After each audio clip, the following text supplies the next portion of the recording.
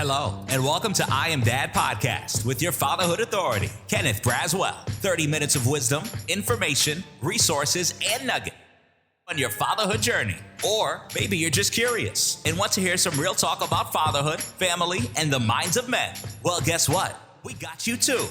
Sit back, grab your pad and pen, and maybe even bring a little something to sip on. Enjoy 30 straight minutes of fatherhood, family, and fun with the Fatherhood Authority, Kenneth Braswell.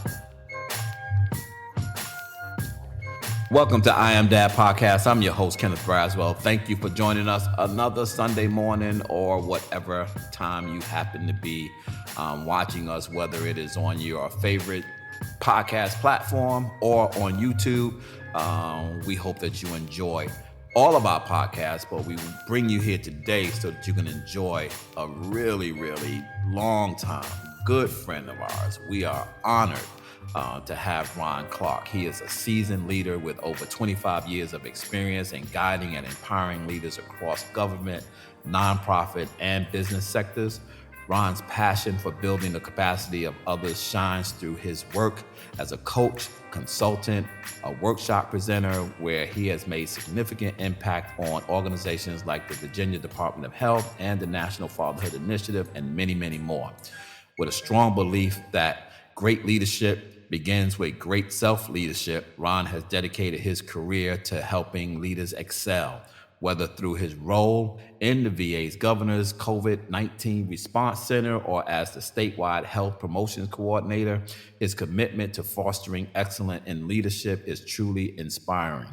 Today, we're excited to dive into Ron's experiences, his insights, and leadership on how his work connects to fatherhood and family dynamics. Please welcome my good friend, my brother in this field of work, Ron Clark. How you doing, sir? I am doing well, sir. How are you doing? I can't call it, when you have a spades hand and you're looking at that spades hand, it's like, do I have 4 or do I have 9? It all depends on how everybody else plays out, right? Yes. We see things not as they are, but as we are. Yes, absolutely. That's what it looks like for me. Mm-hmm. So listen, when we start our podcast off with a simple icebreaker that allows people to come into your world a little bit and share a little transparency, I believe it opens us up for the conversation. And that icebreaker is tell us your daddy story. You can frame it however you want to frame it, through your own fatherhood, through however you want to frame it. What is your dad? Yeah, so first, thank you, Kenny, for providing this opportunity for me to come on. Really appreciate that. I've followed you for the longest. I know your story, the good, bad, and the ugly. And I just really want to say I appreciate, again, who you are, and not just what you've done, but just really the man that you have become and the choices that you have made to become the man that you are. So pivoting to your question, so I'm from Orlando, Florida, grew up in a single parent household. There's 5 boys. I have a younger brother. We have the same father. And then I have 3 older brothers. They have a different father. Significant age gap. We may be called what some folks call the oops kids. So you think you're you're past that stage of having kids and, too tired or whatever, like, oops, I didn't know these folks were coming. And so, so grew up. Father was never really like in our lives. I mean, we knew him across town, but just not really kind of being there. And I remember a moment in my life where, my mom was always saying to us, I'm both your mom and your dad. And I remember a time period where I, most of us have been to the prom. And I remember bringing my date by the house. And I said, oh, date, here's my mom. Mom, here's my date. And I never in my life heard my mom say this. And she said the following: I wish your dad was here. Mm-hmm. I had never heard her say that in my entire life. And it just floored me. And I think what she was trying to say, if I can kind of articulate her emotions, was that basically she could teach me about fatherhood and manhood, but she could not demonstrate it. Mm. And she realized her limitations. Mm-hmm. And, she taught me how to fight. She had taught me how to negotiate. She had taught me, she would always say, if you can't beat somebody, you pick up something and knock the mess out of it. That was her. So you're talking business, you say, okay, leverage your assets. That's what she would always teach us. You fight, you look around, you find something, you just, you take care of business. And she taught me just a lot, just how to process, how to make good decisions, and how to trust God when things are like out of your hands. And you're talking about growing up in a neighborhood where just a lot of crime and so forth.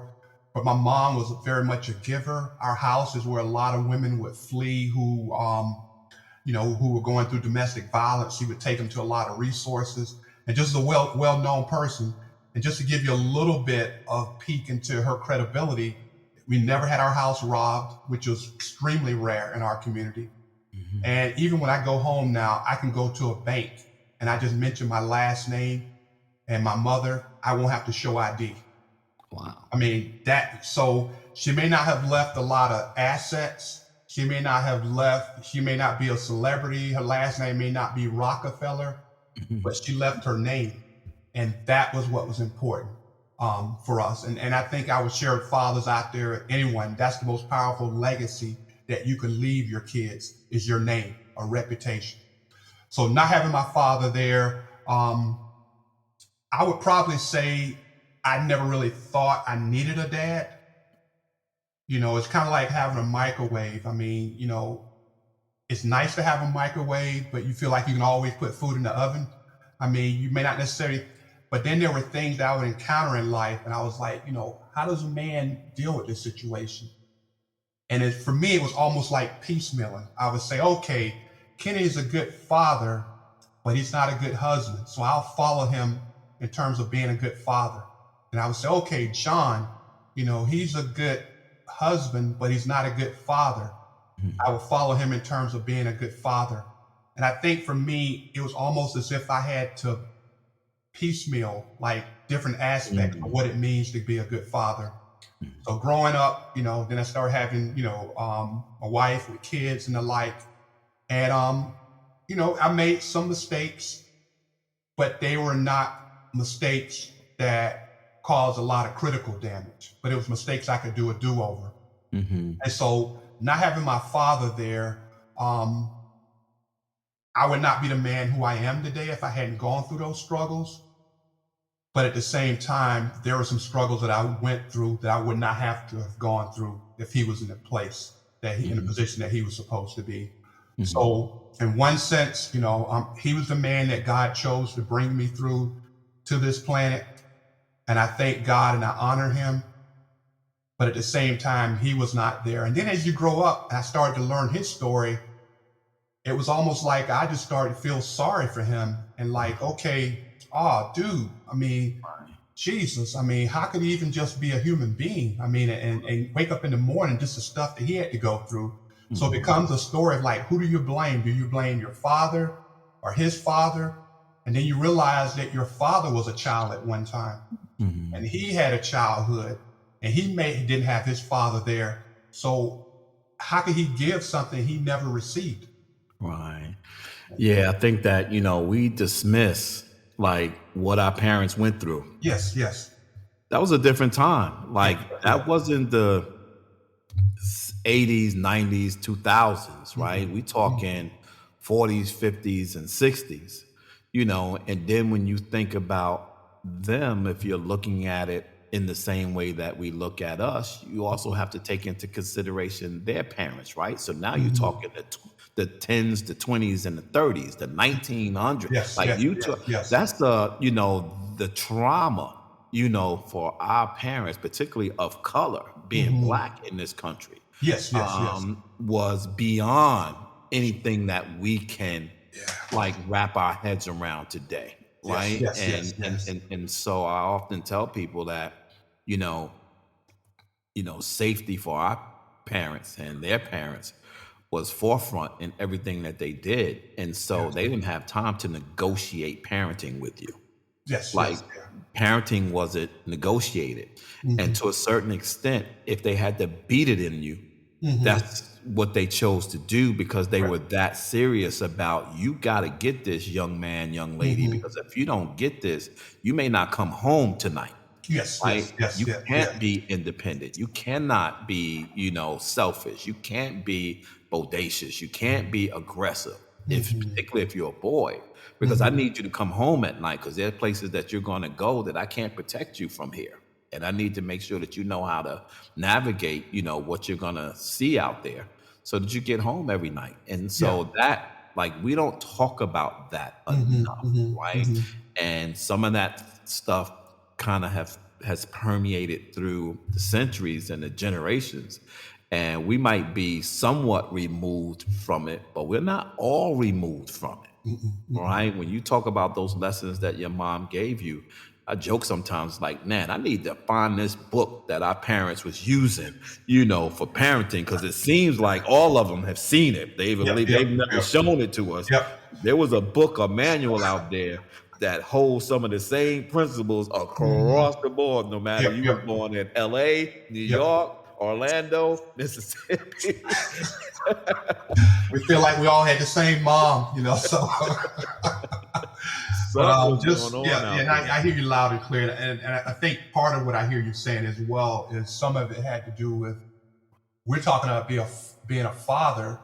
They were fighting just to be a man. Right, I right, mean, to be respect. I mean, you go to a store and you can't look at somebody because of the color of their skin. You right, can't even give even a posture that you have self confidence. right, Because like you say, you may not be able to come home that night. right. And so again, you're right. That is so wow. Yeah.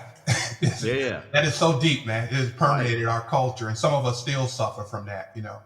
And we gotta, and that element is still out there. Hmm. That's part of the tension right now, in America, is Hmm. that, this whole notion of taking us back to where we thought it was great. It Hmm. wasn't great for all of us. No, Like, no, no. you might think it was great, but Yeah, it yeah. wasn't great for all of us. And I'm not trying to go back to that time. No way, no how. You can vote for whoever you want to, but I'm thinking about it from a principle perspective, which is you have to negotiate, what was good for you and what wasn't good for you, Hmm. and while it might be better for us right now, Hmm. like, I'm not trying to go back to nothing. There's a reason that we ain't there no more, Yeah, right? yeah, yeah. We move I'm trying to forward. get to somewhere. I'm Yeah, trying to yeah. move forward. I ain't trying to go back. And so, old girlfriends, old house, All right, old man. car, Preach, preach. right? Old house, old car, old neighborhood. Nah, that stuff is good for nostalgia to talk about in the barbershop, but it ain't good for Yeah, trying to get to where you want to get to. yeah, yeah, yeah. My next question for you is the second thing that I'm always interested, in knowing about people is you've been in this game, bro, for like 25 years, Hmm. and trying to serve people, trying to strengthen families, and really trying to help, in two areas. One is in leadership, and really, I love your bio because it says leader of leaders. And the second thing is how do we frame that conversation in the framework of responsible fatherhood and working with fathers? People often ask, Kenny, how did you get into this work? And they're looking for some academic roadmap into this work. And there is no academic roadmap, but there is a roadmap that God set for me that allowed me to go through life, right? Lifing. That's how I got here. Hmm. And so, but now that I'm here, I understand this is exactly where I'm supposed to be and was inspired to do so. What has inspired you to get to where you are and talk about that journey? Yeah, so I mean, I would love to kind of, you know, give you like a hero story. Like, I went to college and I just knew exactly what I was going to do. And, something just dropped from heaven and I just threw my resume in there and then I just made all these good choices. But to be honest with you, I really didn't know what I was doing. I feel like the field chose me and not me choosing the field. Hmm. I can remember being in senior in high school, and we had to do a project where we had to give a talk at the end, an oral presentation. And so the teacher said, "Okay, how we're going to do this is you're going to put your, reach into a hat, pull out a topic, and then when you see that topic, you're going to do research and come back in 2 weeks and give a presentation on it." So I reached into the hat, and what came out was the American family. Mm. And for some reason, when I went to kind of do research, you know, you had the Dewey Decimal System back there. You had to go through Right. charts, and I just kept coming across these articles on fatherhood, you know, and I was like, oh my God, you know. So I gave a presentation on fatherhood, and the teacher was like, man, that was really good. But I was just extremely nervous um, because I felt like I was talking about something that I really didn't have experience in. Hmm. And I've learned that sometimes that's what God does. You know, the Bible talks about when you are weak, you know, he is strong. And sometimes I see it as when your resume has a deficit in a certain area, God makes it an asset Mm. because he could become strong in that area. And the class was just blown away. I mean, and again, I would say it had nothing to do with me. It was all God. So did that, fast forward, go to school, go to graduate school. Um, I'm getting ready to apply for jobs, and somebody knew somebody and said, you know, the city is getting ready to start this program, you know, because they're having a lot of teenage girls getting pregnant in the city. And we Mhm. have a lot of resources for the girls, but we really don't have anything for these boys because all we're doing is, you know, they're in the parking lot, you know, they're coming by to pick these girls up. So fast forward, I was hired for the program. Back during that time, there weren't a lot of curriculums around. Mhm. And so I was kind of making it up as I was doing it. People talk about building an airplane while you're flying. Mhm. And then I was able to go to Dr. Jeff Johnson's training. I was like one of the first ones working with, you know, young unwed fathers. And that put me on a path. And then I get this call one day, says, you know, the governor wants to start a fatherhood program. You know, would you be interested in running the program? And so that happened, did that for a number of years. And then I got a call on the national level to come do that. And so have stayed in the field. And then I got out of the field for a while, getting into what we call the heal space, healthy eating and active living, Mhm. because I found that fatherhood was not the only issue that was impacting our fathers in the community. Health was really impacting us. A lot of us had stuff that we were dealing with, but we didn't know how to deal with it. So Mhm. as we were taught when we were young, you just suck it up, you know, you be a man. And what happens is you suck it up, but then it becomes toxic. And so you're not able to be there for you know, diabetes and high blood pressure and all those other chronic health issues. So I was in that space for a while. And there's a line in The Godfather that says, every time I try to get out, you keep dragging me back in. Yeah. And so I got this call to come back to fatherhood. So I'm back in it right now and Mhm. enjoying the journey. And yeah, I'm just seeing a lot of impact. And I feel like I just have this opportunity just to impact people's lives. And I think one of the things I try to do is instill a sense of dignity, being special in the fathers and in the leaders. One of the problems I see today is we think that unless we're a celebrity, that we have Mhm. nothing worth people listening to. Right. And Right. so, unless my name is Braswell, Kenny Braswell, I'm on the national level, you know, but I'm this small guy that has a $2,000 grant in Tupelo, Mississippi, you know, and so Mhm. I really don't have a voice. And not understanding that, you know, you don't have to wait for a title to pursue your purpose. Right.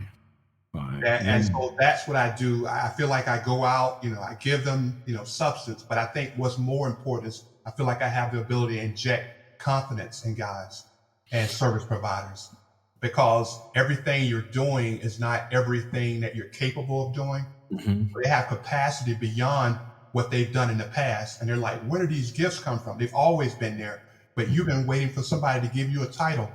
So you're waiting for director before you actually lead. You're Mhm. already a leader because no one has said you are director and leader of the year. And so that's what I'm able to do for the most part is really inspire, encourage, as well as give them substance. Yeah, some years ago, I started my Kenneth Braswell logo Hmm. is actually passion, purpose, and position. Hmm. And so, passion is that thing that indicates that there's something in you that's bigger than you are. Yes. And it's the breadcrumbs to understanding your purpose. And if you Hmm. commit to following those breadcrumbs of your passion, you end up with your purpose. And Hmm. if you truly believe in your purpose and you really grind down in your purpose, God will set your position. Yes, yes, Position is yes, different from yes, title. Man yes, can take yes, your title, but yes, yes, nobody can take your position. That's yes, why yes. you'll end up in Mhm. rooms with people who you think are more credentialized than you for a particular thing. And you try to wonder, why am I in this room? These people are more qualified for me. That's because they're in the room based on their titles. You're in the room based on your position, and you Mhm. are qualified to be in that room. And Mhm. so I think oftentimes, even as fathers, we deal with whether or not we are in the position to be great fathers. When you started doing this work, did you feel like you were 100% qualified to do this work, or did you have to grow into it? Yeah, I mean, I think I was qualified, but my mind had to catch up with my skill Mm-hmm. sets. I don't know if that makes sense to you, Mm-hmm. but no, I didn't feel like I was qualified. I mean, today they have curriculums and you can go to trainings and get certified in this. Back then, you didn't have a lot of those steps that you take to become a qualified facilitator or a leader in the fatherhood field. And so I was just kind of piecemealing curriculums. I know Kenny does this, and his curriculum. Let me take domestic violence prevention from his curriculum, and then let me take this from Dr. Jeff's curriculum, this from Wade Horn's curriculum, or different Charles Ballard's curriculum. I mean, you kind of piecemeal. And I learned this from Kenny, and I learned this from Dr. Jeff. And so I felt like I was just learning a lot of different, like I told you about learning about fatherhood. You know, Mm-hmm. I felt like I was piecemealing, but again, I wouldn't change any of that. I would Mm-hmm. not change any of that because the grit that I have today, the confidence in God that I have today, and what I bring to the table, or what is brought through me to the table, is priceless, and it's changing. I mean, just the people that, oh, I was going to commit suicide, or, I wouldn't do this, but because you told me, I believe and seeing fathers come and not only, getting government assistance, but they can take care of their family, but also they Mm-hmm. can take care of their community. Right. There's one step where you said, okay, I'm taking care of myself. Another step is I'm taking care of my family. But then it's a wholly different step when you say, I'm going to take responsibility for my community. And I think Mm-hmm. that's where I'm really pushing these dads here. Right. That's where I want to get them where I'm not waiting for the government. I'm not against government assistance, but something about like, let me grab, 10 guys, or let me get some hot dogs or something, just bring 10 guys together. And again, not waiting for a grant or waiting for a Mm-hmm. title and say, you are director of, no, I mean, you lead without a title. And I Right. think that's where I'm going, you taking responsibility for your community. Hmm.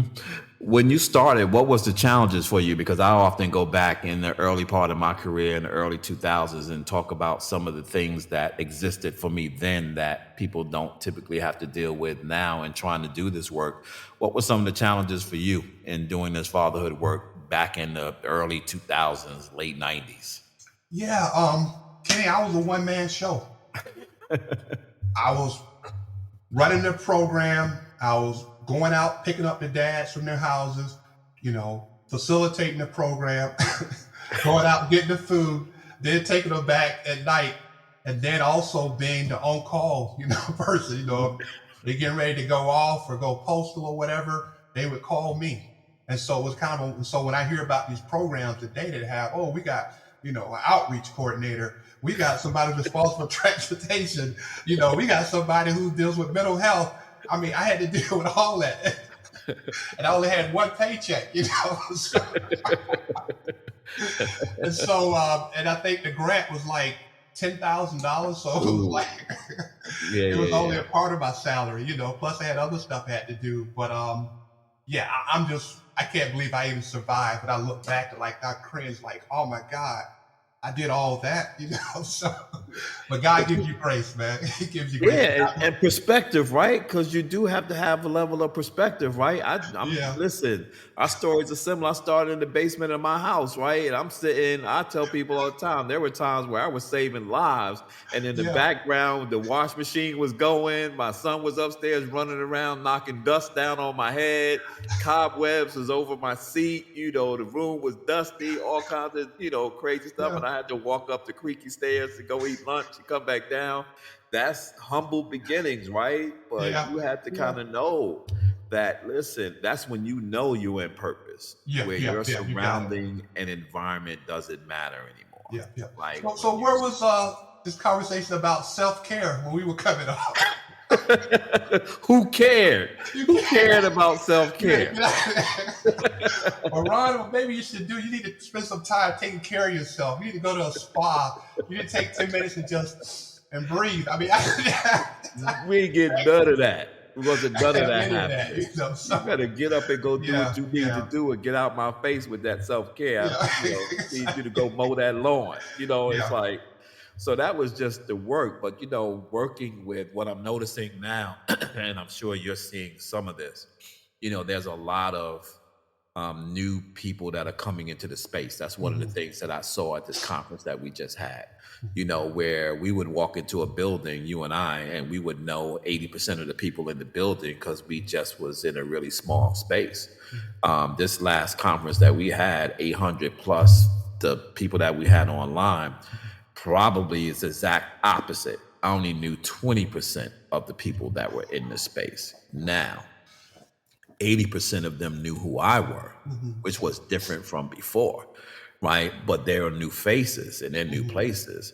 And it gave me this perspective that there is always going to be a need to regurgitate what we've already said, Mhm. right? Because you and I keep thinking, man, when are we going to get past this? Why do I have to keep convincing people that fathers are essential, Mhm. fathers are worthy, fathers are Mhm. needed?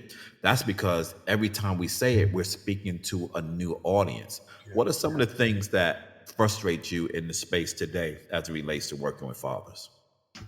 Yeah, I think I don't know if necessarily I would say frustrates me. It puzzles me. Mm, I think I think sometimes when we look at grants as entitlement, mm, um, when I ran programs, I would have to go out and if I needed, money for something, I would go ask people for it. mhm, I just feel like the grind is not there anymore because mm, they're getting, $1 million grants and get incentives and all. I had to go out and get that stuff. I would have to go knock on the store of a grocery store and say, okay, our folks, they come here, their families buy food. Can you at least donate, $200? We're getting ready to go on this event. Or they have kids, can you donate, some booties or, some diapers, to the program? Can you offer them a job? Would you be willing? And which was I was really successful at. God granted me success as I was able to get a lot of business leaders to come and talk with these guys and tell them the stories. And one of the things I'm probably most proud of is that a lot of the guys, and it's kind of strange here, the guys that I work with, they're police officers now. wow. And so during that time, they were having legal issues, in terms of running from the law and hiding. But a lot of them have become. I mean, I go back now and it's like, oh, Officer so and so, and I've gone back and some of them are now running their own fatherhood programs, but they Mhm, don't have a grant, but they're going out and doing things. And so I think I wouldn't say it frustrates me, but it puzzles me that folks think that unless I get a grant for it, I can't do it, almost mhm, like you become paralyzed.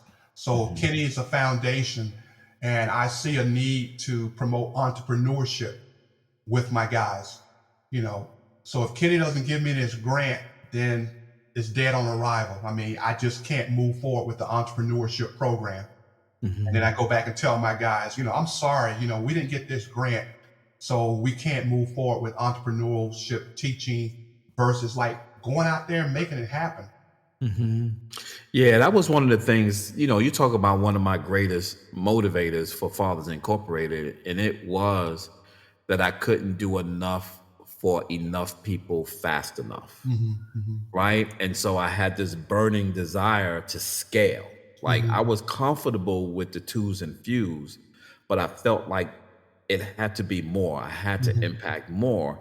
And so I began to focus on my infrastructure to scale Hmm. so that I could impact the system. Mhm. right? So that more could do what it was I was trying to do.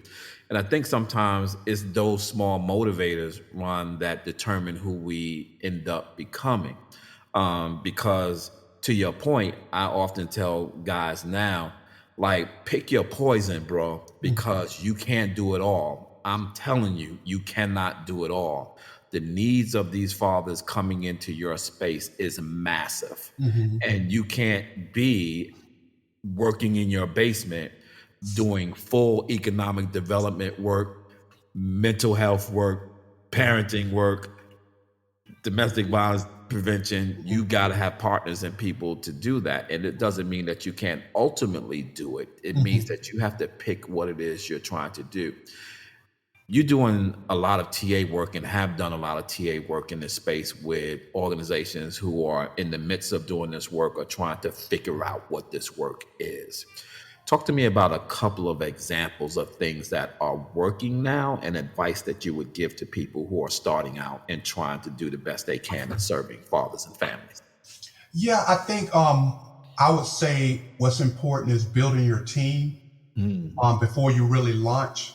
I think I've seen a lot where folks, I've hired the right. I don't know if you remember back in elementary school, they had something called a three-legged race. yeah.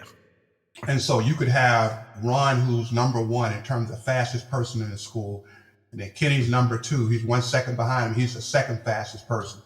Then they tie one of our legs together, with, one of mine and one of yours, and we're just running slow because we have not learned how to run together.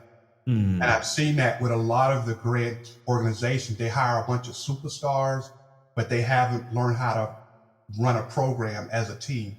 mm, And so you have one person out there, who's great at outreach, but then they're not good at, keeping other staff members aware of, what's happening, how to refer folks to different, they just don't really know how to operate as a team. And I think that becomes a challenge. Then you have one person who may be good at retention, in terms of facilitation, but they don't have a good relationship with the person who's doing outreach. And mm, so I think that becomes an issue. And then you're talking about scaling. I think that folks have learned to operate on a level where there's 10, but then when it comes to a level of, a few hundred, then that becomes a challenge. I mm, think about the scripture where it says one can put 1,000 a flight, two could put 10,000 a flight. And it's something mm, about when people come together, not in terms of numbers, but in terms of unity. Unity is what changes things. It's not necessarily numbers. You can have two people who are unified and they could be more powerful and have more capacity than 10 people who are not unified. And I mm, think that that's what I've found with organizations.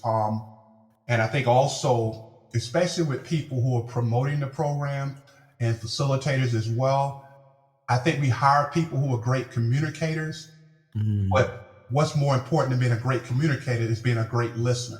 Right. Because what you want to do is make sure that your program becomes the antidote to what these fathers are ailing with.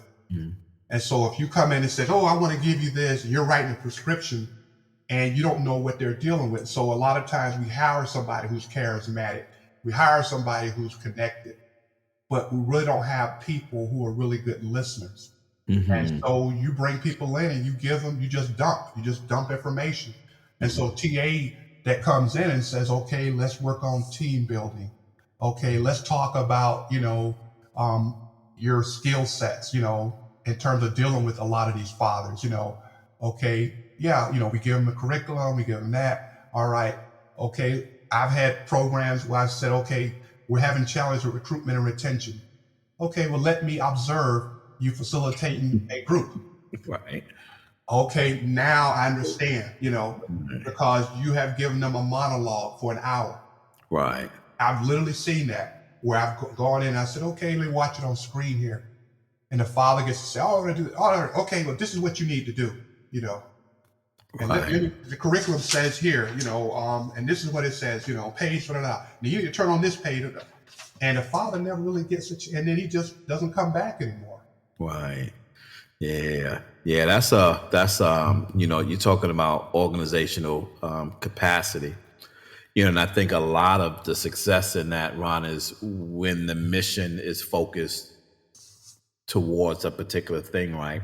Mhm. So I was having a conversation with someone, and they was describing they use the term movement, and I always have a challenge with that word. I'm like, we don't have a fatherhood movement. I was like, movements are singular focus. Whenever we've had a movement in this country, the focus was always agreed upon so that it would allow everybody else to get in where they fit in, right? Mhm. And so if you think about the civil rights movement, everybody was about equality, and different people went at that in different ways that allow us to get what the main thing was. Mhm. Mhm. I said the fatherhood space has not determined yet what's the main thing. Like, Mhm. what is it that we're trying to get at so that everybody else who's in this space can do what they need to do to help the entire body move forward. And Mhm. until we determine what that thing is, right? Mhm. That thing could be, more access for fathers in the lives of their children through parenting time and custody. Mhm. It could be child support reform.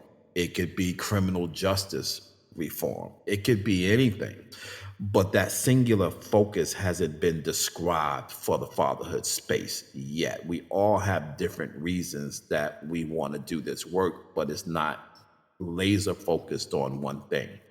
When you look at the space, and when I say space, I mean the fatherhood space, all of us in the space, do you think it is organized enough for us to have the great impact that we desire on child well-being? Yeah, what I would say, and I've said this at a lot of conferences where I keynote, I say the following: the most difficult ship to steer is a relationship, Mm, and I think that we have so much potential and so much capacity, but because of relationship issues within the fatherhood arena among the different fatherhood organizations, mhm, it paralyzes our progress. mm, And so mm, I won't let you speak at my conference because I'm afraid that you're going to come in and some of my folks will go with your folks. I mean, I've seen this happen on the local level, with mhm, grantees. Okay. Well, your guys need jobs. There's a program across the street that helps people get jobs. Well, if they go over there, they may not come back to my program. Are you going to mhm, hold somebody? So we can go on forever about that. But I think on the national level, if there was someone who would really step up and say, let's bring all the players together mhm, and let's go at this together, I think that that would really ramp up our influence and mm, our capacity on child and our influence and our impact on child well-being. But again, sometimes, this person gets a grant and they're kind of the flavor of the month. And so they bring their whole gang together, their clique. mm, mhm, Okay, next 5 years, this person gets it. Then, in the next presidential election, this person gets it. And I mhm. think that definitely shortcuts. And then the people who suffer are the folks in the field, the Absolutely. people in the community. Yeah. The other thing I think shift is the priority need, right? So, we're fortunate here in Atlanta to have a fire grant. So I've actually been able to be on the ground also in the span of all of our national work to kind of see really what's happening on the ground with these fathers here in Metro Atlanta. And what I've noticed over the last 5 years or so, that the primary need has changed, right? So when we were asking guys, like, what are your top needs coming into us looking for services?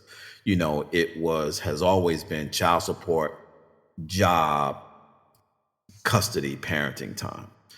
And what we're noticing now is that those things are shifting. Job is now like number 5 or 6 on the list. Parenting time is probably 4 or 5 on the list. But things like housing is now number 1. Things like mental health is number 2. and things are like shifting around. So these kind of tangible needs that we were trying to supply for dads, like, they come in and say, oh, I need to have more time to spend with my child. And then the caseworker looks at their intake form and says, oh, you just need a job. Hmm. Like, wait, that's not what they came in for. Hmm. Like, how Yeah. did you diagnose this person in terms of what they need by having a job? And Hmm. so when you look at his top three needs, and his top three needs says housing, mental health, mental health assistance, and other things, no, his housing is unstable. And his Hmm. housing is probably unstable because, to your point, his relationships are unstable, which is, and I'm going to go off here and I'm going to come back to you, but I want you to stick with this need piece before you get to this other piece. I just don't want to forget it. On the relationship side of our work, HMRF, on the relationship marriage side of our work, it is my belief that the context of the word relationship needs to expand, Hmm. because in context to what we are working at right now, it is always related to a romantic relationship. Hmm. We are always trying to get and move people through a romantic relationship to marriage, because all of the research says that when you're married, our children fare better. That's true. That's undisputed. We can't get there. Correct. But relationship for me is broader. And that is, when an individual is having troubles with relationship, it's not just his or her romantic relationship, it's his relationship with his landlord, his relationship with his employer, his Hmm. relationship with his children, his relationship with law enforcement, his relationship with debtors, his relationship with all kinds of things. He has a relationship problem. Hmm. And Hmm. you're not helping him orchestrate how to fix those relationships so that he can ultimately get to where he's going. But I want to come back to that. I want to stick with um, the shifting needs right now. When you're looking at fathers, and fathers are coming into your space, and you're providing TA for individuals that are working with fathers, how do you see the adjusting need impacting fatherhood services? Because every cohort of the last grantees were focused on a particular thing. The first one was child domestic violence, then it became child support, then I believe it became economic stability. Now it's um, um, programs and curriculum. It, Hmm. it it changes every time, which means that it focuses the field on something specific. Like, to your where you're looking at now, what tends to be the major need out there for dads today? Yeah. It's kind of I know I complicated. put a lot in that. I put a lot in that. No, no, no. I mean, like I told you, I was out of the field, came back in. When I was out of the field, I did TA. I mean, when I was in the field earlier, I did TA, and it was recruitment and retention. Everybody, oh, we got all this money, and we can't get folks to walk through the door. Okay, fast forward, I come back, 5, 10 years later. Oh, we got all this money, and we can't get folks to walk through the door. Okay, you got the same game, but different players. Mhm. And that's what I'm saying. And I think a lot of it is you have folks who know how to write grants, but don't know Mhm. how to deliver the services. They Mhm. have no connection with the community. But some of these, especially when you think about like a university, Kenny, as you have folks, that's their full time job. All they do is write grants. Mhm. All they do is write grants. Mhm. But then you got a Kenny Braswell who's running the program, facilitating, doing outreach, running the guys back and forth from group to home, yada, yada. But then he also is told that this grant is coming out and he's got to write the grant. How do you compete with somebody like that? Right. And so it's the folks who get the grants, they may not necessarily be the best ones to deliver the services. So what that requires is partnerships. And Right. so, for example, we got a group in our community, this small church, and they partner with a university. And so they have the relationships with people in the community. Everybody knows them, they trust them. And then they have a partnership with a university that does all the pre-post assessment, help them with the development of the curriculum or choosing the curriculum, all the evaluations, um, they are very administratively savvy. And I think that becomes the challenge that I'm seeing now is that, and again, a lot of it hasn't changed, but I mean, you have folks who really can make an impact in the community with that funding, but they're just not administratively savvy. They don't have that capacity to compete on a level with other folks for whom that's their niche area of expertise, writing grants. Yeah, and that's part of the work that we have to do, right? Because as we go back to talking about these individuals the new individuals that are trying to do this work, I think one of the things that I continue to see is that we need to have more conversation about when you talk about leadership development, there also needs to be a conversation about business development, Yeah, right? yeah, Because there is a business in this. yeah, This is not just, to your point, like when you are considering applying for a grant, especially a federal grant, yeah, yeah. your infrastructure better be in place Correct, correct. because you're gonna get shut down at the door before you even show up. Hmm. And so you got people with a lot of passion for the work itself, Hmm. but they haven't built the skills to be able to run the business that's necessary to do the work. Like, and then when they get into those spaces and realize that, and even, I had to struggle for a little while. Correct. Yeah. I figured it out, and I've been able to kind of give up, those desires to actually be in the class, right?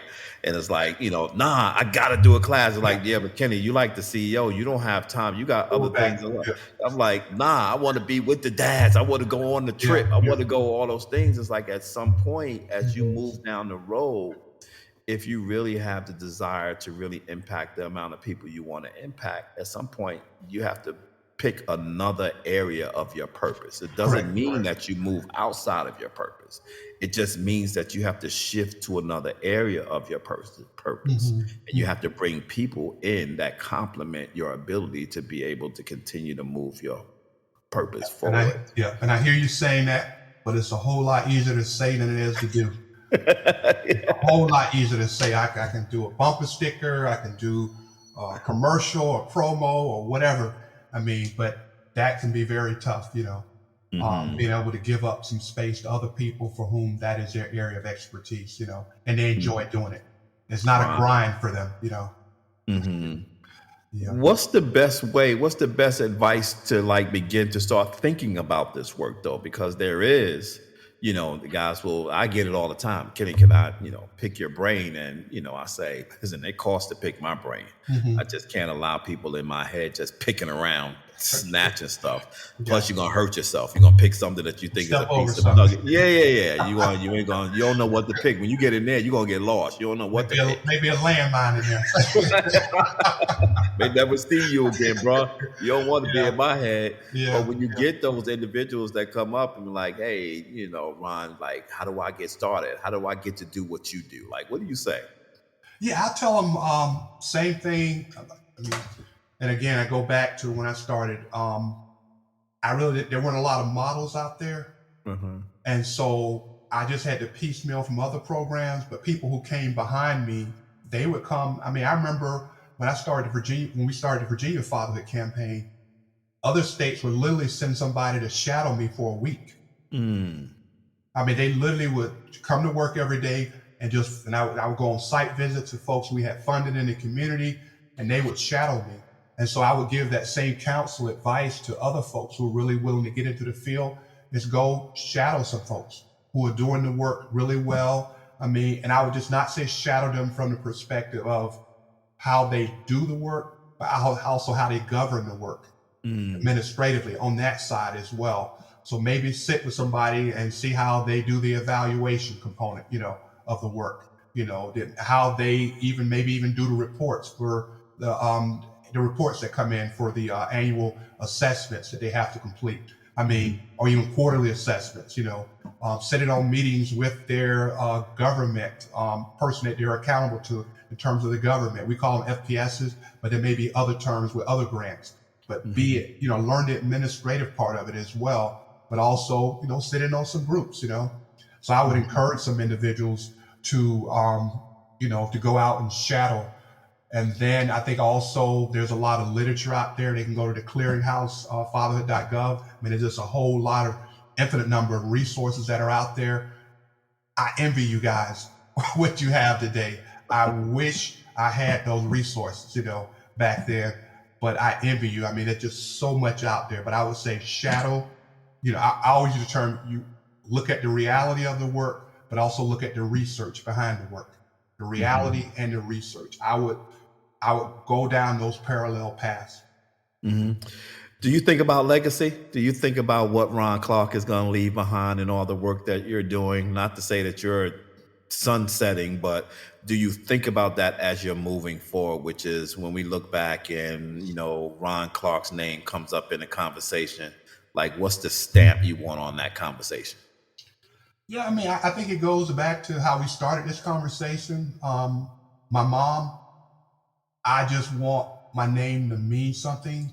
I mean, that, like I told you, I could go into banks. I just want it to mean something in terms of, one of the things I'm most proud of today is that I opened the doors for a lot of folks to get into the field. And when I say get in the field in terms of jobs, I am so proud of that. There are a lot of folks, I was able to call somebody to help them to get a job or to get a consultant opportunity. I am really proud of that and to see them flourish and grow.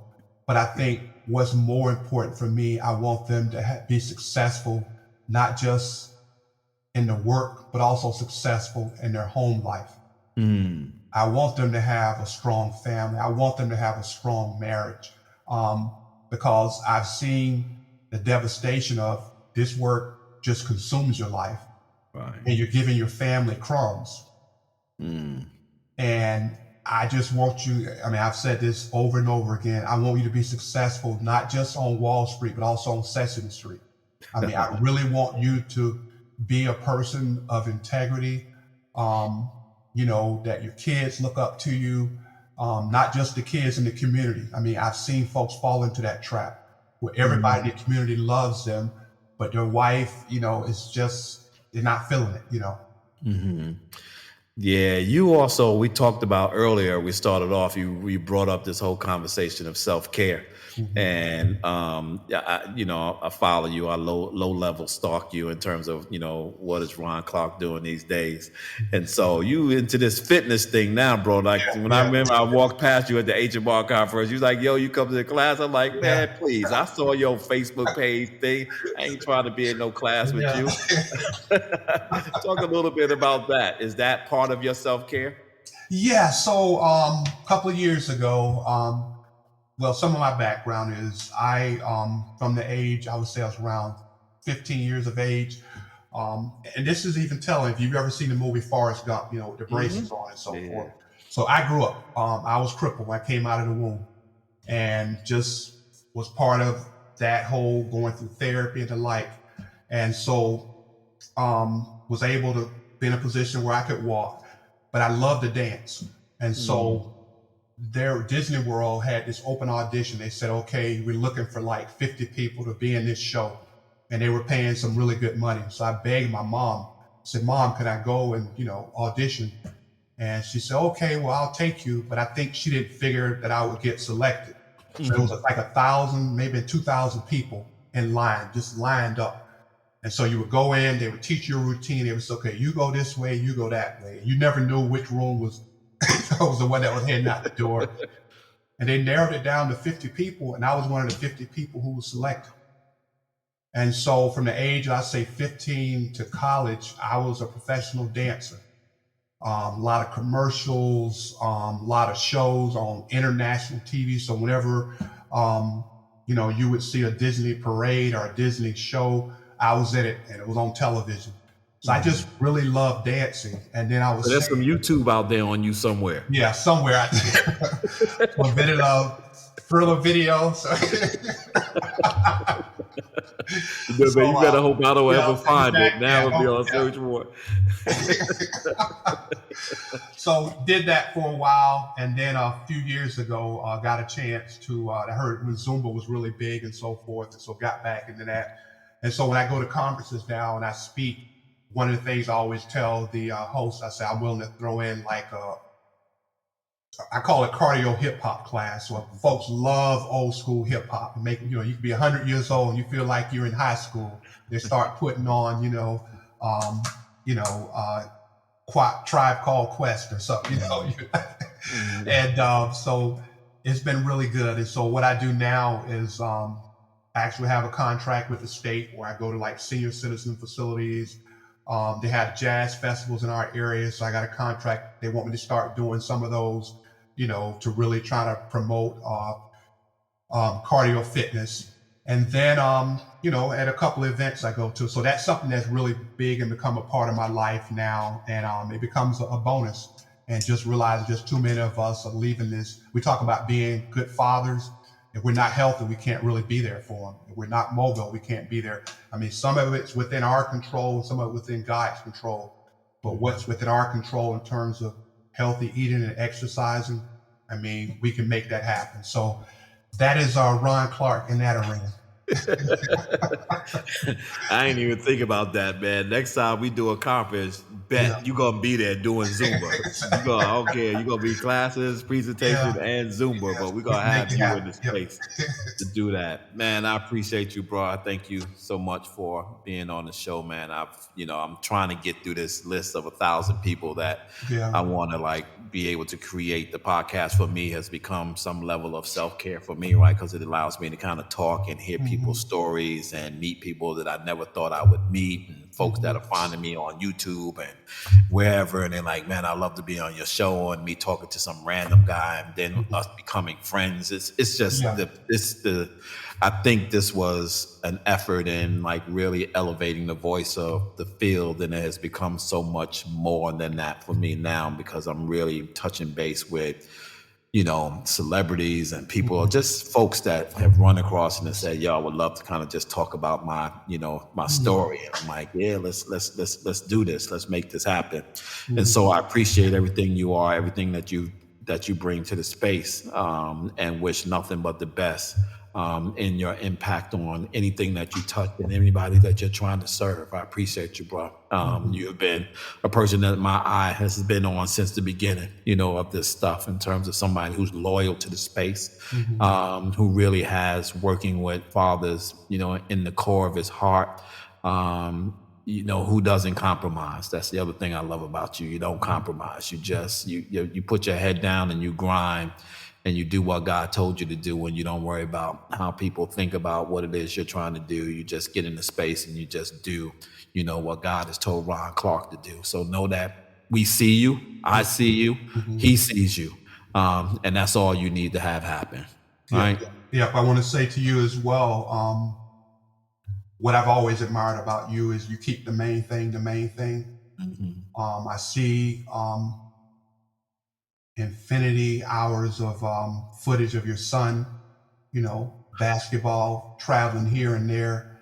And that's priceless, man. At the end of the day, that's where you're going to be judged, And then your wife, just the things that you guys do together, and the celebratory events, and you just show that you guys have something special there, and not everybody can do that. So I just pray God's favor over you and your family. The thing in your life that keeps you up at night, I pray that thing will go away. I also pray that God will just open doors beyond your imagination, and that something special will happen in your life and your family's life that will just blow you guys away regarding God's goodness. And greater things are ahead. And it's not just in terms of monetary, in terms of what the world calls success, but there's something that God can do in a person's life that is just so exact, man, just so incredibly exact, that it satisfies you, man, in a way that nothing else on this planet can satisfy you. And so I just wish and I pray that upon you and your family. Amen. Thank you. I received that. And To our I Am Dad podcast listeners, thank you. As always, you know how I like to leave you. Always be kind to others as you're kind to yourself, or you might find yourself by yourself. Always shoot high for your goals, because even if you miss, you'll be amongst the stars. And as my good friend and mentor, Art Mitchell, used to always say to me, it's nice to be important, but you know what? It's much more important to be nice. Until next Sunday, God bless and peace out. Thank you so much for taking the time to spend with us. You've been listening to I Am Dad podcast. We hope that you have been informed, encouraged you to think, or even inspired your heart for the love of dads. The conversation does not end here. Come back and join us next week. Same time, same place. Or you can continue the dialogue on our I Am Dad Facebook page. We also invite you to listen to past episodes, learn more about us, and keep up with special activities by visiting IamDadPodcast.com. That's IamDadPodcast.com. Until next time, I leave you with this reminder of manhood from 1 Corinthians chapter 13, verse 11. When I was a child, I spoke as a child. I understood as a child. I thought as a child. But when I became a man, I put away childish things. Because of this reminder, I will always understand that I am dad, period.